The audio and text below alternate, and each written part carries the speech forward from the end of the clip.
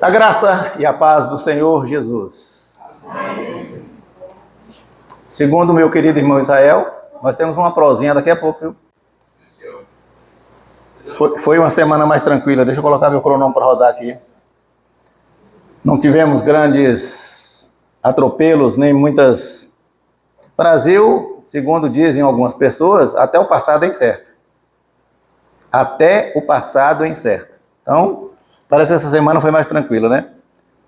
Tereza, será por que o povo fala que o mundo é dividido em Ocidente e Oriente? Você já parou para pensar nisso? O mundo é dividido em ocidentais e orientais, né? Já parou para pensar nisso? Não, né? Orla é cultura.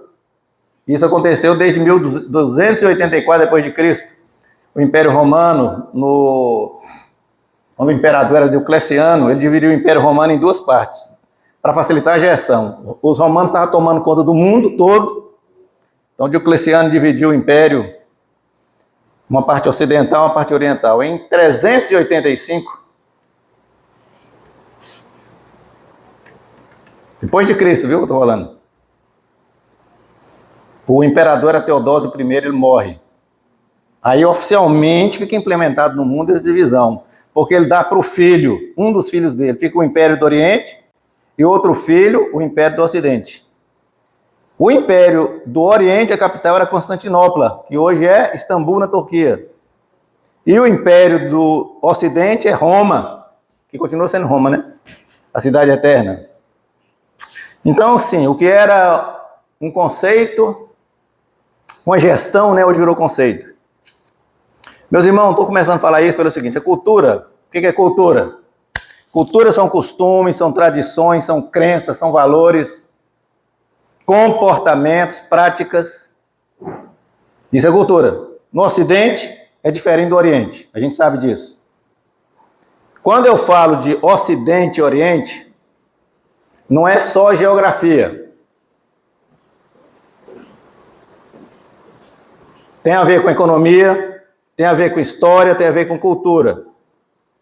Extrapola o aspecto só geográfico. Quando eu falo de Oriente, estou falando de Leste, mas não é só geografia. Porque aí nós estamos falando de Oriente é Ásia, nós estamos falando de chineses, japoneses, aquele povo daquele lado, Índia, Ocidente, Oeste, Europa, América, Austrália, Oceania, está do lado do Oriente, mas por causa, viu que não é geografia? Por causa dos costumes dos australianos, que são muito parecidos com os ocidentais, ele é considerado Ocidente. Tanto é que a língua que fala na Austrália é inglês. Então, orientais e ocidentais pensam de forma muito diferente. O pensamento oriental, ele privilegia uma abordagem mais holística do ser humano, e dialéticas, enfatiza harmonia, equilíbrio entre o que está acontecendo com a gente, o cosmos. Isso é a forma de pensar do oriental. O pensamento ocidental, ele é muito mais analítico, mais pragmático, racional, porque nós somos muito mais objetivos, nós somos muito mais universais. Deixa eu ver se eu consigo ser mais sintético. Nós vamos dizer assim, os ocidentais, eles vivem, os ocidentais, a gente vive numa perspectiva assim, muito mais fragmentada da vida. Os orientais, numa perspectiva muito mais integrada da vida. Repare uma coisa, vou clarear, quer ver? Vou dar alguns exemplos. Quando a gente fala de meio ambiente, os ocidentais, os orientais, o coletivo precisa estar em harmonia com o meio ambiente. Vocês querem ver um exemplo categórico disso? Quando teve a Copa do Mundo no Brasil, em 2014, o que os orientais faziam quando acabava o jogo? Limpava os estádios. Por quê? Porque eles entendem que se eles encontraram limpo, eles devem deixar limpo. Japoneses limpando os estádios, e nós ficávamos encabulados com isso, não era? Os ocidentais não, para nós é assim. Presta atenção se não é verdade. Essa é uma responsabilidade individual de cada um. Mas eu faço isso com autonomia. Ou seja, eu sou responsável, mas não sou obrigado. E a gente é literalmente assim. Você chega no local, Aí você fala assim, esse cara trabalha para esse supermercado, então a obrigação é dele, não é minha, eu não sou funcionário do supermercado, é ou não é assim? Nós somos assim, alunos é assim, nós somos assim. É bem assim. Então isso acontece com relação ao meio ambiente, é bem assim. Olha a culinária, como é que é diferente. Os orientais, eles preferem os pratos mais em harmonia, por isso que japoneses gostam muito de sushi. Porque é a mistura harmônica de sabores, salgados, doces, ácidos, com frescor do peixe. Nós não. Nós gostamos de coisas variadas, é por isso que a gente ama o self-service e o rodízio. Perceberam? Você quer ver outra coisa? Saúde. Isso é notório.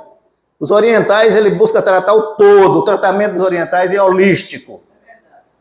Alma, corpo e espírito. Nós não. Nós fazemos tratamento específico, pontual. É alopatia focada. O Neosadina é para dor de cabeça. Ponto final. Não é assim que somos? A gente chega na farmácia e pergunta, eu estou sentindo tal coisa, qual remédio você tem para isso? Eles não raciocinam assim. Eles acham que as coisas têm causa no todo. Vão percebendo a diferença. Você quer ver outra coisa? Nos relacionamentos. Isso é muito notório. Os orientais, eles são mais reservados, são mais contidos, são mais formais, são mais respeitosos. É assim o chinês, é assim o japonês. É assim. Toda vez que cumprimentam a pessoa. Nós não, nós somos o quê? Mais expressivos, menos formais, nós somos mais sem noção. Essa é a verdade. Nós somos sem noção, nós somos mais relaxados. Tem gente que tem coragem de sentar no colo de uma juíza, pra vocês terem noção. Enfim, é notória a diferença da matriz cultural do Oriente para o Ocidente. É ou não é? Agora vamos falar de fé. Quando a gente fala de fé, a matriz oriental ela foi muito influenciada, isso é importante para entender, por religiões e crenças que eu vou colocar em parênteses, esotéricas. Por que eu estou colocando em parênteses? Porque para nós é esotérico, para eles não, para eles é fé, né? Já a matriz ocidental, nossa fé foi muito fortemente influenciada por princípios e valores da cultura grega, filosofia grega e da judaica cristã. Muito. Vocês estão começando a perceber a diferença? Essa aqui é a geografia do Oriente e Ocidente. Vocês estão vendo ali a Austrália? Está mais do lado do Oriente, mas por causa do inglês, eles são ocidentais. Estão percebendo? Quando Jesus chega ao mundo, por que eu estou falando isso? Porque quando Jesus chega ao mundo, olha a relevância disso. Jesus chega ao mundo, olha o tamanhozinho de Israel em relação aos gigantes que estão perto deles. Às vezes Israel enfrentou em guerras esse povo tudo junto. E esse povo aqui tudo junto tem petróleo. Quando você olha para isso aqui, você fala assim, esse povo aqui é um povo de Deus, muito especial. Porque olha o tamanhozinho de Israel, comparado com esse gigantismo dos outros. Jesus nasce onde? No Oriente Médio. Então não é Jesus nem do Ocidente nem do Oriente. Oriente Médio não é Ocidente nem Oriente. Mas a cultura desse povo aqui foi muito influenciada pelos romanos. E os romanos eram o quê? Ocidente. Ok? Isso é relevante para entender onde Jesus estava inserido. Então foram os pensadores gregos, como Sócrates, Platão, Aristóteles, que estabeleceram a base da forma de nós pensarmos. Tanto a forma filosófica, como a forma da ética, como a forma científica do Ocidente é muito influenciada por quem? Pela filosofia grega. Até hoje, esses caras são muito respeitados. Você não pode falar que você é intelectual se você não entende de Aristóteles, se você não entende de Platão, se você não entende de Sócrates. Você não pode falar. É ou não é? Dizem, e é fato, que a Grécia é o quê? Berço da civilização ocidental. E é verdade. Então, para essa matriz grega, que nós somos muito influenciados, cada pessoa, cada coisa que está no universo tem que ser contributiva para o todo. Assim, qual é a função do vento? Ventar e bem. Qual é a função da chuva? Chover e bem. Qual é a função do mar? Marear e bem. Qual é a função de Vera? Verar e bem. Todos nós temos funções específicas e temos que fazer bem feito. Isso é a postura dos gregos. É meu dever dar o meu melhor, por isso que eu estou aqui. Então a matriz grega privilegia a excelência, a performance, a virtuosidade. Aí chega Jesus. Chega Jesus. Os gregos, mediocridade não tinha vez no mundo. Aí chega Jesus e quebra esse paradigma. Jesus subverte essa forma da humanidade pensar. Nós somos livres, e como seres livres, criados à imagem e semelhança de um Deus Criador, nós temos livre-arbítrio. O livre-arbítrio detona a doutrina do pré-determinismo. Então Deus não criou marionetes. Isso é muito importante para a gente entender. Nós, batistas, não acreditamos no pré-determinismo. Nós somos defensores ferrenhos do livre-arbítrio. Porque nós entendemos que nós somos seres criados à imagem e semelhança de Deus. Portanto, nós temos vontade própria. Então, enquanto a matriz grega valoriza a excelência, o cristianismo valoriza o quê? Voluntarismo. Por isso que Jesus, contrariando tudo que o mundo pensava, vai lá e escolhe 12 homens simples, iletrados, para fazer a maior revolução que a humanidade já presenciou. Sim ou não, Israel? O mundo está dividido para sempre, antes e depois de Cristo. Queira os orientais, querendo ou não. Então Jesus dá o exemplo ao convidar 12 homens simples para seguir voluntariamente. Jesus não obrigou ninguém. Ele falava: Mateus, quer seguir? Pedro, larga essa rede, venha ser pescador de homens, voluntariamente. Então na escola grega, presta atenção nisso que eu vou dizer. Sócrates, Platão, eles tinham preocupação de estratificar a forma de ensinar. Como é que eles ensinavam? Eles não perdiam tempo qualquer um. Os iniciados, os primários, tinham literatura. Primeiro nível, outra literatura. Segundo nível, outra literatura. Terceiro nível, e assim por diante, até os eruditos. Então o erudito não misturava com o iniciado. Platão não ia fazer uma palestra onde tinha gente erudita e iniciada.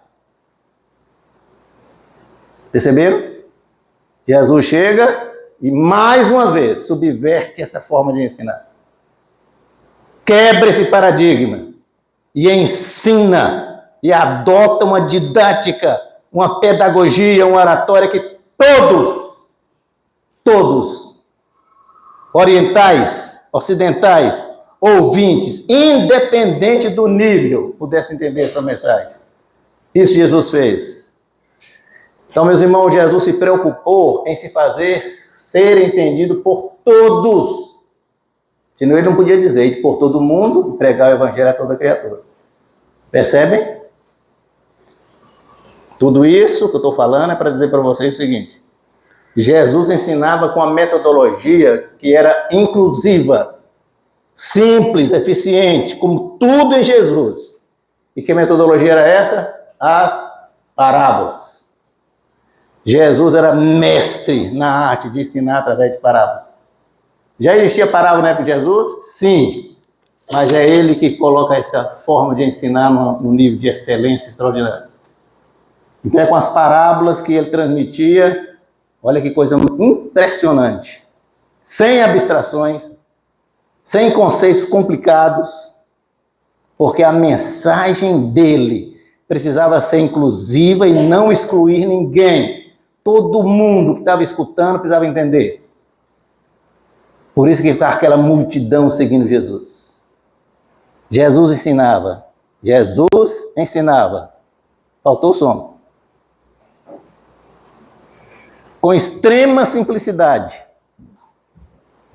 Mas Jesus em nada foi raso. Olha aqui o que estou falando. Jesus ensinava com muita simplicidade, mas não era raso. Beleza, Gui, isso melhorou. Jesus ensinava com incrível amplitude, mas não restringia sua mensagem. Preste atenção no que eu estou falando sobre Jesus. Jesus ensinava com profundidade absoluta, mas não complicava as coisas. Esse é Jesus. Então, parábolas são histórias verdadeiras ou não. Porque tem gente que pensa assim, por fato de ser parábola e não ser uma história verdadeira, Jesus não podia contar. Não tem nada disso. Às vezes Jesus contava uma história que não tinha nada a ver com a realidade, mas ele queria ensinar através de significados, para transmitir verdades. Por que isso? Porque a missão de Jesus era servir. O que ele diz? Eu vim para e não ser. Então preste atenção na coisa que eu vou dizer. Não existe, preste muita atenção no que eu vou dizer. Não existe cristianismo sem serviço. Não existe isso. Tem gente que pensa assim, e chama equivocadamente assim, fulano de tal é muito envolvido com o social. Não existe isso do cristão. Não existe cristão envolvido com o social. Isso é obrigação de todo cristão ser. Todo cristão precisa ser envolvido com o social, porque é serviço. Então ninguém pode ser mais envolvido com o social que outro, senão será cristão. Se você não é envolvido com o social, não fala que você é cristão. Porque o princípio do cristianismo é o serviço. Então Jesus servia, ensinando. Olha que coisa impressionante. É por isso que ele, ao ensinar, ele se preocupava, porque ele estava em serviço. Vocês estão entendendo o que eu estou falando? E era uma ferramenta poderosa na boca de Jesus. As parábolas falavam, ensinavam um público contemporâneo de Jesus, e olha que poder, e até hoje nos ensina. Passaram quanto tempo? 2000 anos. E as parábolas de Jesus falam até hoje em nossas vidas. Não é qualquer pessoa, até hoje, gente inteligente, que entende os ensinamentos dos pensadores gregos, é? Mas o de Jesus, qualquer criança entende, sim ou não? Porque Jesus vem ensinar o seu evangelho para todos. Essa introdução toda que eu fiz, nem comecei a pregar ainda. É porque hoje nós vamos ser desafiados aqui nessa mensagem. Por uma parábola de Jesus. Jesus contou 40 parábolas. Os evangelistas registraram Lucas 31 parábolas, Mateus 22, Marcos 6 e João 2. Hoje, a nossa reflexão está baseada numa parábola, que eu amo essa parábola, a parábola do semeador. Nós teólogos chamamos de solos responsivos. Foi registrada por Mateus, foi registrada por Marcos e Lucas. Eu vou optar pela narrativa de Mateus. Não é por nada. Não é por nada. E quero falar para vocês, o foco hoje da minha mensagem não está na parábola, apenas em um verso. Por isso que a mensagem vai ser diferente da parábola. A minha exegese hoje, a minha hermenêutica, vai ser diferente que tudo que vocês já ouviram a respeito dessa parábola. Porque eu vou focar exclusivamente no verso 8. Eu já trabalhei lá no La Batista com eles essa parábola, então não é a mesma coisa. Hoje nós estamos aqui numa coisa completamente diferente. Abra sua Bíblia então, no livro que escreveu Mateus. E baseado nessa parábola, nós vamos responder uma pergunta hoje. Onde está o problema? Onde está o problema? Mateus 13. Esse capítulo de Mateus é cheio de parábolas. Tem 7 parábolas.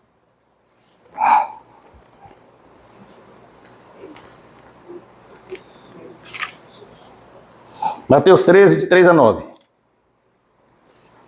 Se você já encontrou, diz amém. Amém. Naquele mesmo dia, vou ler a partir do verso 3. E de muitas coisas lhes falou. Quem lhes falou? Jesus. Por parábolas dizia: eis que o semeador saiu a semear. E ao semear, parte da semente caiu à beira do caminho, e vindo as aves dos céus a comeram. Comeu o quê? Semente. Outra parte caiu em solo rochoso, no meio das pedras, onde a terra era pouca, e logo nasceu. Nasceu a semente, caiu em solo rochoso?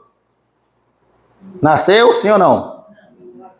Vou tornar a ler o versículo. Outra parte caiu em solo rochoso, onde a terra era pouca, e logo nasceu.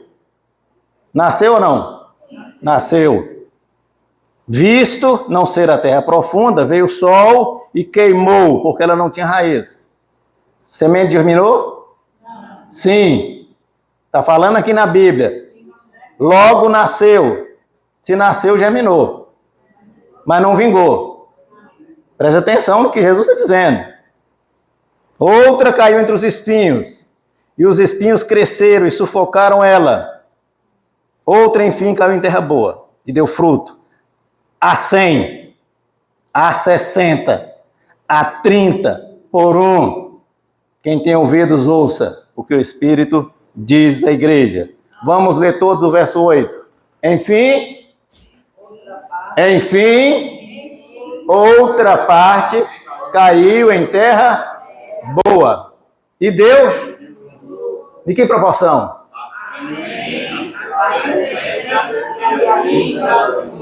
Amém. Abaixe sua cabeça, vamos pedir para o Pai do Céu que fale nos nossos corações nessa manhã. Bondoso, misericordioso, soberano Deus. Nossa gratidão, Senhor Deus, muita gratidão no nosso coração, pelo privilégio que nós temos de termos Jesus como nosso interlocutor. O véu foi rasgado e ele nos possibilitou falar direto com o teu trono da graça, Senhor Deus. Grande privilégio. Despido de sua majestade e glória, ele veio até nós e veio aqui para nos ensinar, servindo e nos desafiando a uma existência mais significativa. Saímos da mediocridade, Senhor.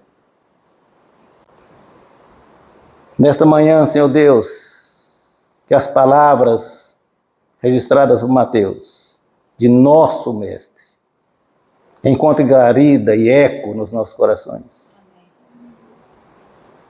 E possamos sair daqui realmente transformados. Por isso, Pai querido, eu peço que o Senhor me use. Me conduza generosamente, Senhor Deus, pelo Espírito Santo durante essa mensagem. Que a condução seja só sua, Senhor Deus. Que nossa meditação não seja apenas mais uma meditação nessa manhã, de tantas que nós já vimos aqui na igreja. Mas que essa meditação de hoje seja uma divisória em nossas vidas, Pai. Oramos assim no precioso nome de Jesus. Amém. Eu não sei quantas mensagens eu já fiz a respeito dessa parábola. Não tem noção.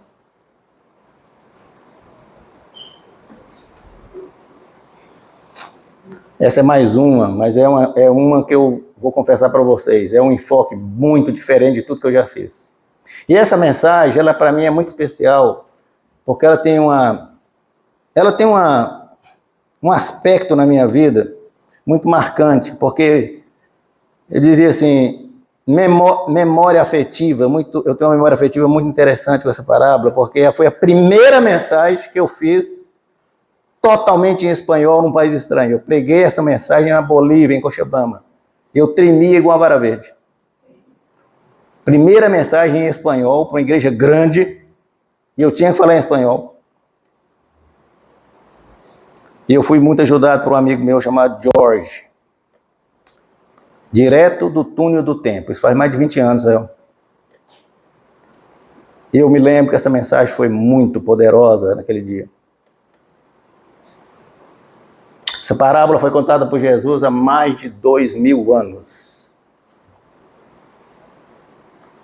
Nós hoje, preste atenção no que eu vou dizer, nós não temos nenhum texto da Bíblia original. Nenhum. Tudo que nós temos da Bíblia são cópias. Traduções. A língua materna de Jesus era o aramaico.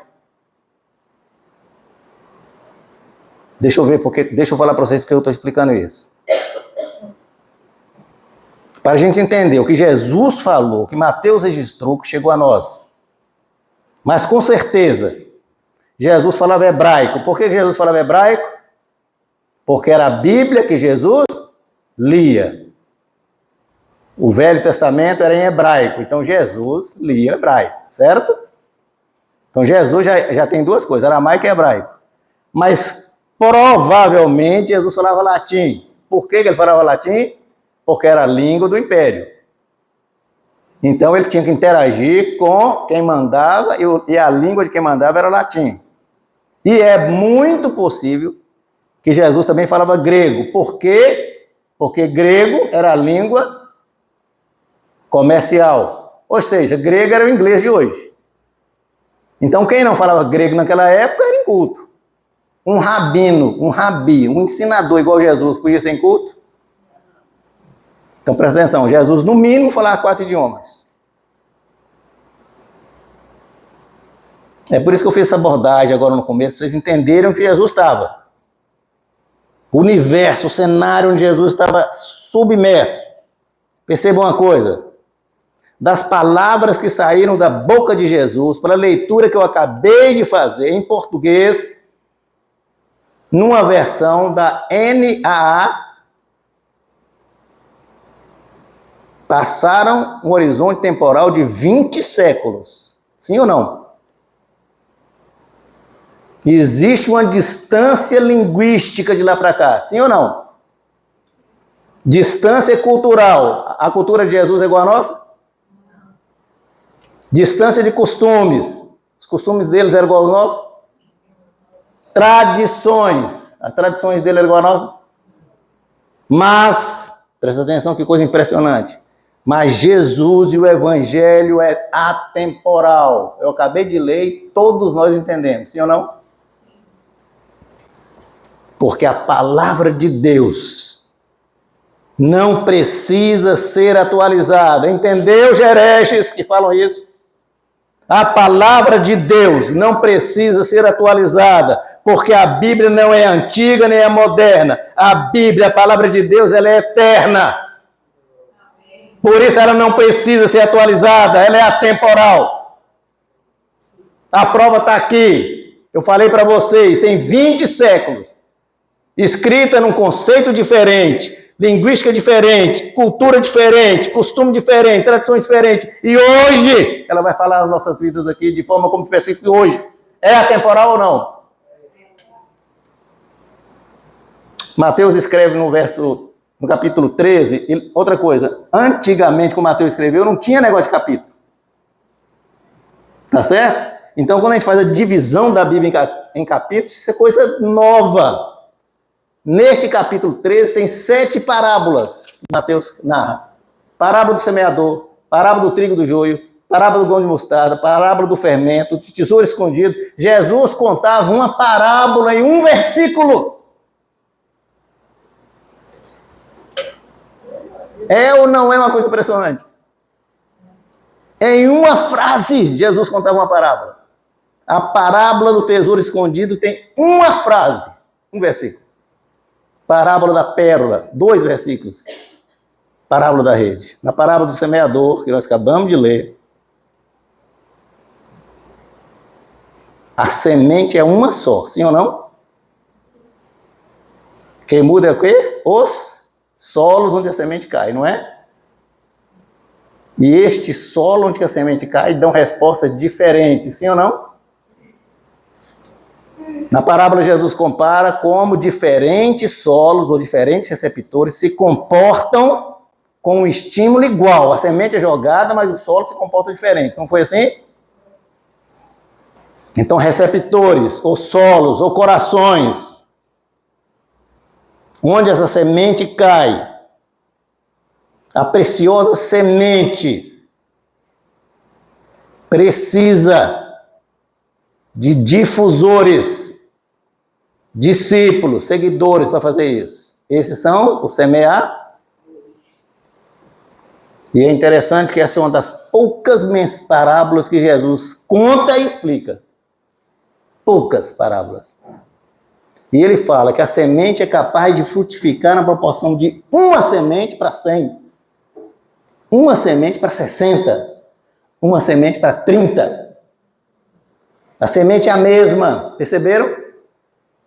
Onde está o problema que hoje essa preciosa semente não tem mais essa efetividade? 1 para 100, 1 para 60, 1 para 30. Eu vou dizer uma verdade para vocês. Parece que é o contrário hoje, não é? Parece que hoje nós precisamos de 100 crentes para ganhar uma vida. Estou falando besteira ou não? Um crente para ganhar 60 crentes para ganhar uma vida. 30 crentes para ganhar uma vida. Aí você vai falar, Moisés, mas tem megas igrejas espalhadas aí no mundo. Não tem? Não tem megas igrejas aí? Queria com 1.000 membros, 2.000 membros, não tem? Igrejas inchadas, mas sem crescimento espiritual. Essas igrejas nem batismo tem, mas não tem nada com a vida deles, o problema deles. Essas igrejas parecem shoppings, cheias de gente, vazias de espiritualidade. Igrejas utilitárias. Programa de televisão enche essas igrejas. Essas pessoas vão lá para buscar bênçãos. Mas percebam, mesmo nessas igrejas, existe essa proporção, 1 para 100, 1 para 60, 1 para 30? Se fosse assim, uma igreja com 1.000 membros, já ela tinha que ter 100.000 membros. Acontece isso? Temos ou não temos um problema no que Jesus disse? Uma coisa que Jesus deixa muito claro na parábola. A semente é fecunda, a semente é preciosa, a semente é frutífera. Então, no primeiro cenário, preste atenção. A semente cai à beira do caminho. Sequer tem oportunidade de germinar. É arrebatada. Por quem? Pelo maligno. Está escrito, Jesus escreveu. Gente que ouve a palavra de Deus, não tem nenhum compromisso, não dá menor valor. Jesus chama isso que dá pérolas para os porcos. O segundo cenário, a semente cai e germina. Preste muita atenção nisso. A semente germina. Solo cheio de pedra. Como era cheio de pedra, a semente não cria raiz. Gente emotiva, entusiasmada, sem firmeza, que na primeira tribulação, depois se converteu, não aguenta. Terceiro cenário. Semente germina também, entre os espinhos. Gente que até parece gente equilibrada, mas é facilmente atraída pelas fascinações do mundo. Se converte, entusiasmada, levanta as mãos, chora. Mas no primeiro convite que o mundo faz para ela, elas estão fora da igreja. Mas existe um quarto cenário. A semente germina num solo fértil. Gente que experimenta a genuína conversão. Não é emoção. Conversão. Sabe que as aflições fazem parte da vida e que nada pode nos separar do amor de Deus. Firmes na divulgação do Evangelho.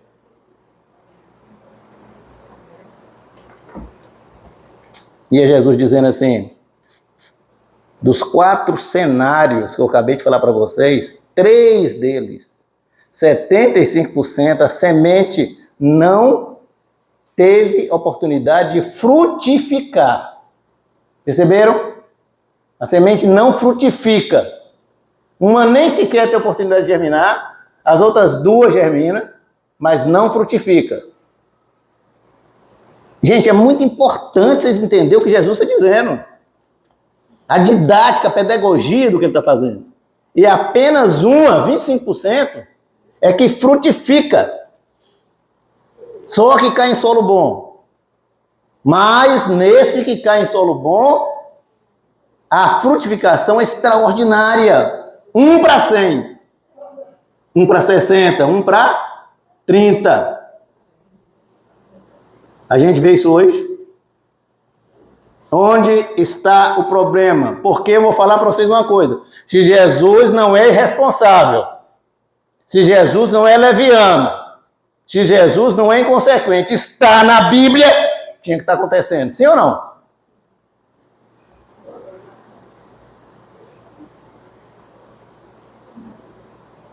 Onde está o problema?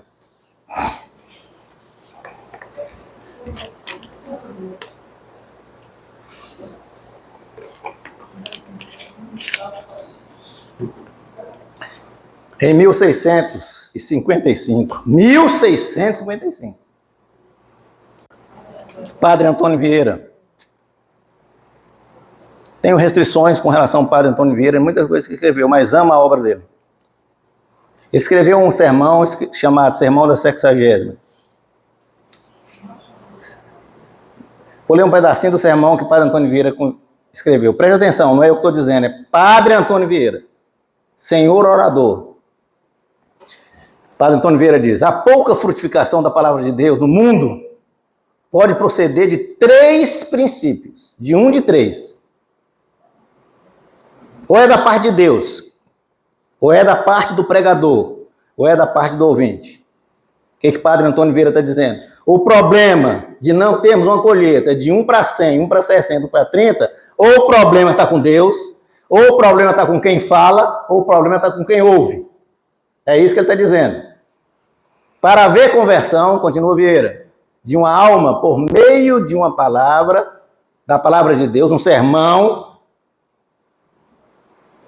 uma pregação, uma exortação, 3 coisas precisam concorrer. O pregador com a mensagem, persuadindo. O ouvinte com o entendimento, percebendo. E Deus com a graça, iluminando. Para uma pessoa ver a si mesma, são necessárias também 3 coisas: olhos, espelho e luz. Presta atenção no que diz Vieira. Se a pessoa tem olhos, mas está no escuro, ela enxerga? Falta luz, não é verdade? Se tem espelho, mas a pessoa é cega, ela enxerga? Porque falta o quê? Olhos. Não é verdade? Logo, são necessários olhos, espelho e luz para a gente se ver. Não é verdade? E aí Vieira pergunta: o que é a conversão de uma alma? Se não essa pessoa entrar em si mesma e ver ela mesma. Se a conversão de uma alma, por meio da pregação, depende de Deus, depende do pregador e depende do ouvinte, por qual delas devemos entender que está havendo falta? Onde está o problema? Está no ouvinte? Está no pregador ou está em Deus? É possível, pergunto a vocês, é possível a gente atribuir essa falta a Deus? Mas a gente não pode falar não sem saber por quê.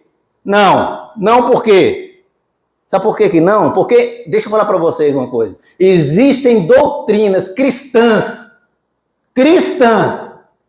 e Recife, o Brasil, está esparramado e cheio dessas igrejas grandes pregadores, famosos pregadores, que se dizem cristãos, mas eles não falam isso. Mas creem numa doutrina pré-determinista, quer dizer que eles acreditam que Deus predestina pessoas para ir para o inferno. Então, para essa doutrina, a culpa está em Deus. E o argumento deles é que se Deus é soberano, Deus pode fazer o que quiser. Então, preste atenção no que eu estou dizendo. Então, tem doutrinas que entendem que a culpa é de Deus. Não fala isso. Você já viu alguém falar assim, a culpa é de Deus para alguém não convencer? Já viu falar isso? Mas se a doutrina é predeterminista, a culpa é de Deus. Não tem lero-lero, nem vem cá que eu também quero. A Bíblia diz, meus irmãos, ide por todo mundo e pregai o evangelho a toda. Sim ou não? E Jesus afirma, quem crer e for batizado será salvo. É quem foi escolhido por Deus? Ou quem crer e for batizado? Então, apesar de existir doutrinas assim, eu vou afirmar para vocês com absoluta certeza, o problema não está em Deus, porque Ele amou o mundo de tal maneira que deu seu único Filho para que todos, que nele creiam não pereça, mas tenham o quê? A vida eterna. Ele ordenou para mim e para você, ide e pregai. Percebam uma coisa. Jesus não disse na parábola, em nenhum cenário, Jesus não disse em nenhum cenário que a semente deixou de germinar pela falta de condições que Deus dava. Preste atenção nisso. Porque para a semente germinar, agora vai falar um especialista em ciências agrárias. Eu, como especialista em ciência agrária, vou dizer uma coisa para vocês. Para uma semente germinar, nós precisamos de pelo menos 4 coisas normalmente. 2 essenciais. Semente precisa de água, umidade. Se a água for demais, se tiver enchente, se a semente ficar encharcada, ela germina? Não. Se tiver estiagem, não tiver água nenhuma, a semente germina? Não. Se tiver um calor infernal, semente germina? Tem outras duas situações que é luz e oxigênio, mas eu vou nem entrar nesse mérito. Eu vou mostrar para vocês o que Jesus não disse na parábola. Nenhuma das sementes deixou de germinar por falta de chuva ou enchente. Deixou? O verso 6 fala assim, presta atenção no que disse o verso 6. O sol, depois que ela germinou, o sol veio e queimou. Queimou o quê? A parte aérea. Porque a planta nasce, precisa das raízes, para ela evaporar e transpirar. Se não tiver raiz, ela morre. Isso nós que conhecemos de agronomia chamamos de evapotranspiração. Então não está em Deus. Não faltou chuva. Não teve enchente, nem teve estiagem. Tire de Deus o problema da falta de germinação da semente. A parte de Deus Ele sempre faz. E por que Deus sempre faz? Porque nunca falta graça. Onde está o problema, meus irmãos? Então nos resta 2 opções, né? O pregador ou o ouvinte? Porque Jesus deixa claro que a semente tem excelente germinação, sim ou não? Sim. E ele fala assim, ó, mesmo as que caiu no meio dos espinhos e das pedras, germinou. Onde ela encontrou um ambiente favorável, a produtividade foi extraordinária. Preste atenção. Dos 4 tipos de solos, em um só, 25%, aquela que caiu na beira do caminho, foi a única que não teve sequer a oportunidade de germinar. Por quê? Porque os passarinhos veio e comeu. Mas foi culpa da semente? Não, ela não teve a oportunidade de germinar. Perceberam? Mas só uma, em um dos cenários, é que a semente germinou nessa proporção extraordinária. Foi qual? A que caiu em terra boa. Perceberam? Então a semente ela é poderosa, ela germina em qualquer tipo de solo. Por quê? Porque quando o evangelho é pregado, quando o evangelho é anunciado, ele faz diferença onde ele chega. Nós estamos começando a funilar onde você está ocupado. Um dia desse eu estava assistindo um debate. 2 cientistas gigantes. Gosto muito dos dois. Em especial, pastor Tasso Licurgo. Eu não tenho negócio de ficar seguindo ninguém, eu sigo Jesus. Mas pastor Tasso Licurgo, eu costumo ouvir muito o que ele fala. Ele estava tendo um debate com o engenheiro Léo. Presta atenção no currículo dos caras. Léo é um engenheiro de materiais, mestrado em energia nuclear, doutorado em nanotecnologia, mas ele não crê em Deus. Tasso Licurgo, ele é professor da Universidade Federal do Rio Grande do Norte, Léo. Doutorado em matemática e lógica, mestrado em filosofia analítica. Mas o que mais orgulha o pastor Tasso, ele é pastor e apologeta cristão de direita. 2 cientistas de peso. Olha que diálogo respeitoso que eles tiveram. Diz Léo, eu sabe, Tasso, eu creio na Bíblia. Eu não vou dizer para você que eu não tenho. E nem tenho objeção. Eu só não tenho a fé que vocês falam que tem. E eu até gostaria de ter, mas não tenho. E muitas pessoas já tentaram me convencer e demonstrar, mas eu nunca fui convencido por nenhum argumento. Então eu vou contar para você uma experiência. Quando meu pai faleceu, eu fiz uma proposta para Deus. Meu pai estava doente, eu fiz para Deus uma proposta. Se você existe de verdade, me prove agora. Vou deixar a vida de meu pai em suas mãos. Sabe o que aconteceu, Tasso? Me dei mal, meu pai morreu.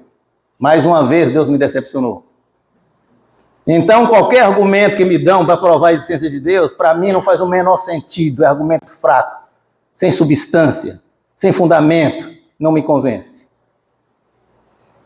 Pastor Tasso fala. Deixa eu te falar uma coisa, Léo, é importante a gente entender primeiro uma coisa. Alguma coisa que é explicada, presta atenção nisso, cientificamente, não quer dizer que Deus não existe. Entenda uma coisa. Ou seja, a ciência ela não explica a existência de Deus. Porque tem gente que acha que tendo uma explicação científica para a coisa, acha que Deus não existe.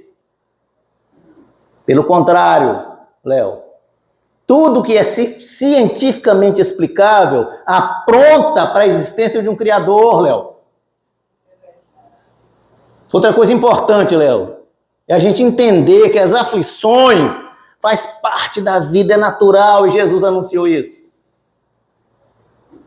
Aí ele dá um testemunho maravilhoso, pastor Tasso Licurgo. Eu e minha esposa, assim que eu me converti, nós tivemos uma perda significativa na nossa vida também. Nós perdemos nossa filhinha pequena. Você perdeu seu pai, eu perdi um filho. A perda de um pai é coisa natural da vida.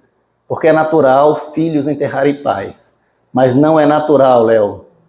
Não é natural pais enterrarem filhos. Continua Tasso. Mas nós entendemos naquele momento de muita dor, de muita angústia, de muita aflição, que Deus não nos abandonou, pelo contrário, foi Ele que nos sustentou naquele momento difícil. Sabe, Léo, o mundo que nós vivemos não é o mundo que Deus queria para nós. Essa foi uma escolha nossa, Léo. Porque nos foi dado liberdade para escolhermos e nós, lamentavelmente, escolhemos mal. Por isso, Léo, a proposta para nós é: me entregue a sua vida e você será transformado de dentro para fora. E só se a gente fizer isso, Léo, que Deus passa a nos direcionar em tudo na vida. E é só nos entregando para Deus que nos dá a sensação de sentido para a vida e para a nossa existência. Porque a nossa vida ganha sentido, ganha propósito, ganha sentido da missão. Eu também era ateu igual você, Léo. E não encontrava sentido para a vida até um dia que encontrei Jesus. E minha conversão, Léo, não teve nada de extraordinário. Eu não posso dar um testemunho bonito, que eu era perdido, um assassino, e Jesus me transformou. Nada disso. Eu era uma pessoa comum, só não acreditava em Deus. Eu queria que você me desse a oportunidade de fazer uma sugestão para você. Posso? E Léo fala assim, claro, pode fazer.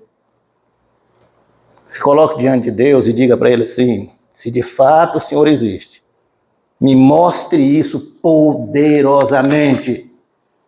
Eu estou aqui de coração aberto, eu estou aqui de coração rendido. Se mostre para mim, Senhor. Eu vou te garantir uma coisa, Léo, eu te garanto porque está nas Escrituras. Se você disser, eu me rendo, Jesus, com tudo que sei, com tudo que eu sou. Se você disser, Léo, eu não estou dando conta da minha existência, por isso eu estou me entregando. Deixe Deus tomar conta de sua vida, Léo. Eu vou te dizer uma coisa sem medo de errar. Uma pessoa de seu nível, de sua capacidade intelectual, de seu calibre de inteligência, será usado por Deus de forma poderosa que você não vai acreditar. Saiba de uma coisa, Léo, você é uma bênção no reino. Mas você precisa permitir ser usado totalmente por Deus para você fazer a diferença na vida de muita gente. Faça isso, Léo, genuinamente. Deus precisa muito de pessoas com seu perfil. Gente sincera, gente honesta, gente autêntica. E eu ainda quero aprender muito com suas ministrações. E eu acredito nisso, Léo. Eu era assim como você, agnóstico, cético, lógico, incrédulo, mas me rendi. É simples, Léo, é só rendição. Só rendição. Se renda. Se você quiser continuar no comando de sua vida, Deus vai respeitar, porque Ele não arromba o coração de ninguém. Mas no momento que você disser, eu me rendo, Senhor, eu me entrego, dê sentido à minha vida. Por isso, Senhor, ocupe a minha vida. Eu vou lhe garantir, sua existência terá outro sentido a partir de hoje, Léo. Nessa altura, esse engenheiro lógico, cético, incrédulo, estava impactado pelo poder de quê? Da semente maravilhosa. Glória.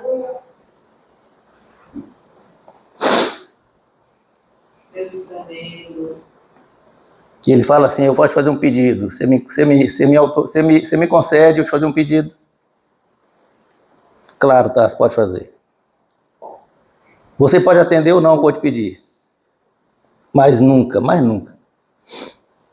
Fale que essa sua falta de certeza, mas nunca diga que esse jeito seu de ser questionador é uma maldição. Nunca mais diga isso. Questionar é tudo que Deus quer nas nossas vidas. Porque Deus ama a sinceridade, Deus abomina a hipocrisia, Léo. Deus ama corações íntegros como o seu. Por isso é que eu tenho certeza que eu ainda vou te ver sendo um instrumento poderoso na mão de Deus. Na transformação de muitas vidas, meu amigo. É com lágrima nos olhos que o engenheiro Léo, cético, diz, amém. Sabe, meus irmãos, não existe solo onde essa poderosa semente não germina. Então, onde está o problema? Onde está o problema? Não está em Deus, Gibson. Não está na semente. Também não está no ouvinte. Acabei de mostrar. Ouvintes céticos, ouvintes incrédulos, ouvintes descrentes, ouvintes fora da lei. São impactados e transformados pelo extraordinário poder do Evangelho. Vou provar. Todo presídio que vocês conhecem. Eu trabalhei no Aníbal Bruno há muito tempo. Todo presídio, onde tem uma igreja evangélica lá, e neste aspecto, a Assembleia de Deus é extraordinariamente abençoada. Porque a maioria dos presídios de igrejas evangélicas que tem é da Assembleia de Deus. Todo presídio onde existe uma igreja evangélica, o nível de violência, de fugas, rebeliões, notoriamente reduzido. Porque onde abundou o pecado, abundou a graça de Deus. É verdade, sim. Que quem leva essa maravilhosa palavra, às vezes se depara com corações duros e espinhosos. É verdade, sim. Tem gente dentro da igreja que é assim. Não é só no mundo, não, é aqui dentro. Quando Tereza me autoriza aqui a falar sério, no momento da dedicação, tem gente que até hoje não mudou de opinião. Continua sem dar nenhuma sustentação para a Rola Sul. Então tem gente espinhosa e gente pedregosa dentro da igreja. No mundo também tem. Sim ou não? É verdade que os piores ouvintes da palavra de Deus são aqueles que se assemelham a pedras e espinhos. É verdade. Gente como pedras que são duras, insensíveis, frias, mas não são imunes. Gente como espinhos, pontiagudas, afiadas, ferem as pessoas. Mas essas pessoas também não são imunes. Porque há poder da palavra, essa semente tem poder de transformar. Nenhum pecador, por mais duro, por mais espinhoso que ele seja, ele não é inquebrantável, não é? Porque a semente, o poder do evangelho, meus irmãos, tem poder de restauração. A Bíblia diz em Hebreus, ela separa a alma do espírito. A palavra de Deus, ela entra no meio dos pensamentos e intenções. Onde está o problema? Não está em Deus, não está no ouvinte e não está na semente. Então nós só temos uma conclusão. E aí eu vou concluir. Antes de concluir, eu vou dizer uma coisa. É muito comum a gente escutar pregadores dizer, hoje em dia, que as pessoas são muito insensíveis, são muito duras, são muito exigentes, são muito comprometidas. A gente não vê ouvir isso falando. Sim ou não? Por outro lado, é muito comum a gente ver também gente dizendo. Mas tem pastores hoje que são mensageiros enganadores, rasos, descomprometidos, mercenários. É verdade ou não é? Essa semana a irmã Céia mandou para mim um vídeo que eu fiquei horrorizado. Um pastor extorquindo a dona de um salão, Israel. Falou com ela que eu vou levar suas coisas, porque se você não está dando dízimo, e se você não der, eu vou jogar uma maldição sobre você. Ela falou, vou chamar a polícia. Ela falou, você chama a polícia e eu mando Deus te castigar.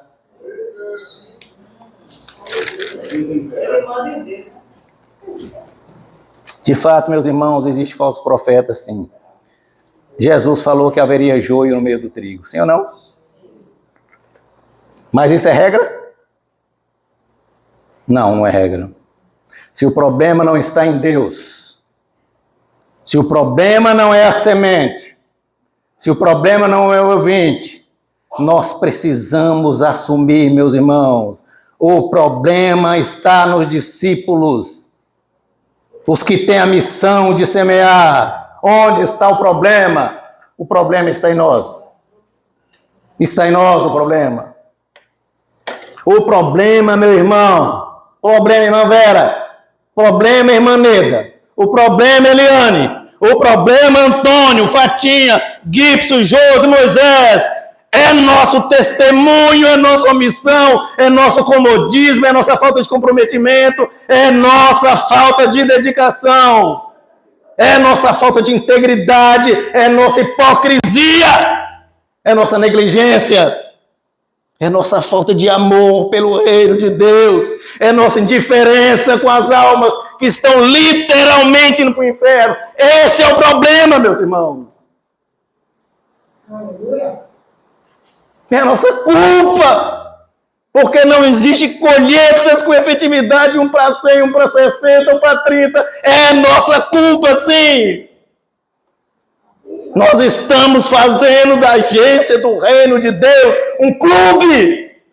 Um local de encontro agradável para nós mesmos. Para nós mesmos. É legal, é muito cômodo, é muito confortável a gente vir para a igreja um dia por semana. E olha lá. Confraternizar, abraçar, tirar fotografias, postar fotografias, divulgar, ouvir uma bela mensagem desafiadora, cantar louvores, se emocionar. E nada disso é pecado.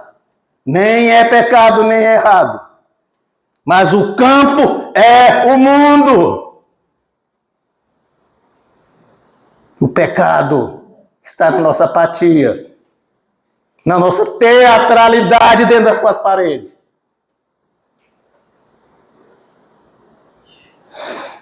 É fora das quatro paredes que a igreja de Jesus faz diferença no mundo. É fora das quatro paredes que ela frutifica, que ela é efetiva.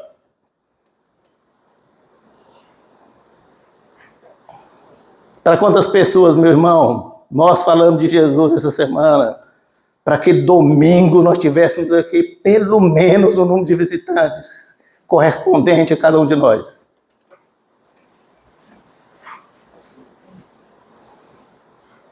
Quantas pessoas essa semana foram impactadas pelo nosso testemunho? Quantas? Para o bem, não para o mal, porque para o mal a gente faz demais.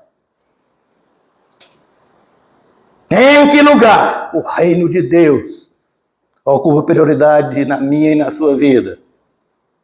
Primeiro lugar, segundo lugar ou no último lugar? Se Jesus foi responsável no que ele disse, não sei você, mas eu creio que Jesus foi. Se a semente tem de fato esse poder de efetividade, e eu creio que sim. Se a vontade de Deus é que ninguém se perca, porque não é eu que estou dizendo, está em 2 Pedro 3,9, ele é longânimo, não quer que ninguém pereça, e quer que todos se arrependam, está na Bíblia. Mas só vai haver arrependimento se houver quem pregue. É Paulo dizendo em Romanos. O problema, meus irmãos, é que nós estamos falhando flagorosamente na missão dada por Jesus. E é uma missão gloriosa. Eu quero concluir dizendo para vocês uma coisa muito séria. Se nós continuarmos cantando os mesmos louvores aqui dentro de quatro paredes, dominicalmente, se nós continuarmos compartilhando mensaginhas bonitas de WhatsApp, inspiradoras, entre as mesmas pessoas de um grupo, se nós continuarmos alheias às necessidades do mundo, que a irmã Vera falou aqui hoje, jaz no maligno.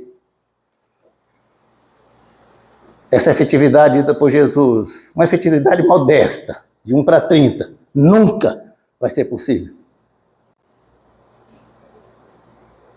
Se nós ficarmos dormindo e não despertarmos, uma efetividade razoável, 1 para 60, nunca será alcançada.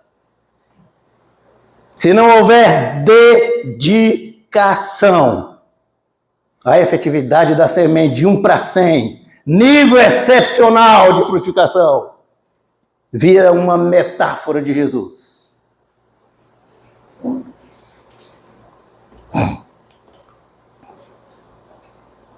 Primeiro sermão que eu fiz aqui nesse ano, na Orla Sul, foi dia 19/1/25. O título do sermão foi Uma Vida, apenas uma vida. Todo mundo lembra. E eu fiz um desafio. Esse ano nós vamos ganhar uma pessoa para Jesus, cada um de nós. Quando chegar no final do ano, nós temos o dobro de gente na Orla Sul. Faltam 3 meses para terminar o ano. Quantas vidas você ganhou, meu irmão?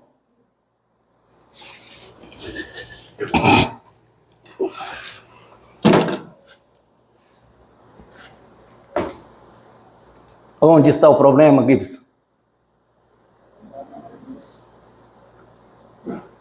Eu vou responder por mim, está em mim.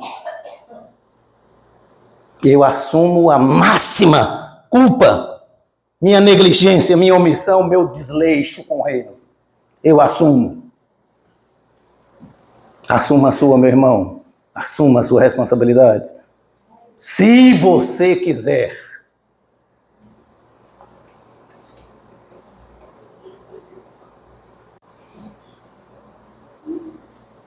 Que Deus, na sua bondade, misericórdia e amor,